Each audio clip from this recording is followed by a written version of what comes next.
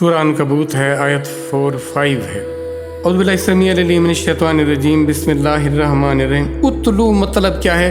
پیغام، وہ میسج، وہ نور، وہ رحمت لے لو۔ جیسے جانور میں سے دودھ کو نکالا جاتا ہے، اس کا ایک ایک قطرہ اس میں سے نچوڑا جاتا ہے۔ ما اوحی الیک، جو آپ کی طرف اللہ نے بھیجا، من الکتاب، کتاب میں سے۔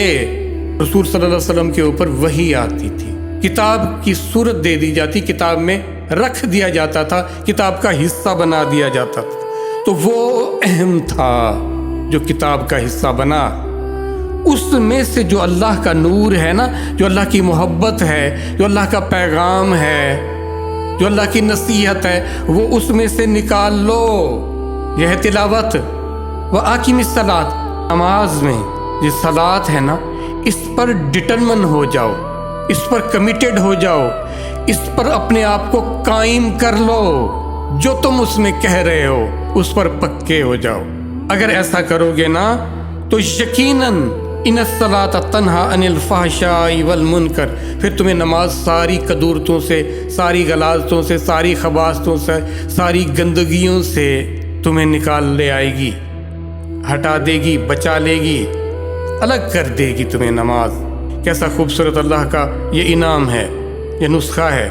تلاوت کا تذکرہ کیا، نماز کا تذکرہ کیا، اس کی افادیت کا بتایا، اور پھر کیا کہا؟ وَلَذِكْرُ اللَّهِ أَكْبَرُ، اور یاد رکھنا جو اللہ کی یاد ہے نا وہ سب سے بڑی ہے۔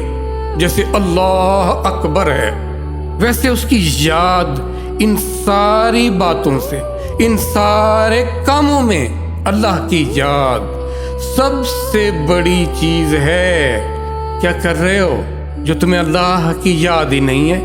واللہ یعلم ما تصنعون، جو کرتے پھرتے ہو نا، تم بناتے پھرتے ہو، اللہ کو خوب پتہ ہے تم کیا کر رہے ہو۔ وہ تو تمہارا اتنا پتہ رکھے، تمہیں بھی اپنے اللہ کا پتہ ہے۔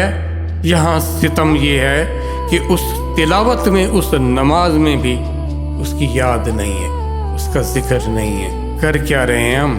یہ اس کا پیغام ہے جس کے حضور حاضری ہے، جہاں انسان اپنے سب سے بڑے مرتبے پر فائز ہوگا۔ اس کائنات کو بنانے والے سے، سارے حسن، ساری لذتیں، سارے رنگ، سارے روپ بانٹنے والے سے اس کی ملاقات ہوگی۔ ہے کوئی طلب، ہے کوئی کشش، ہے کوئی یاد، ہے کوئی فکر؟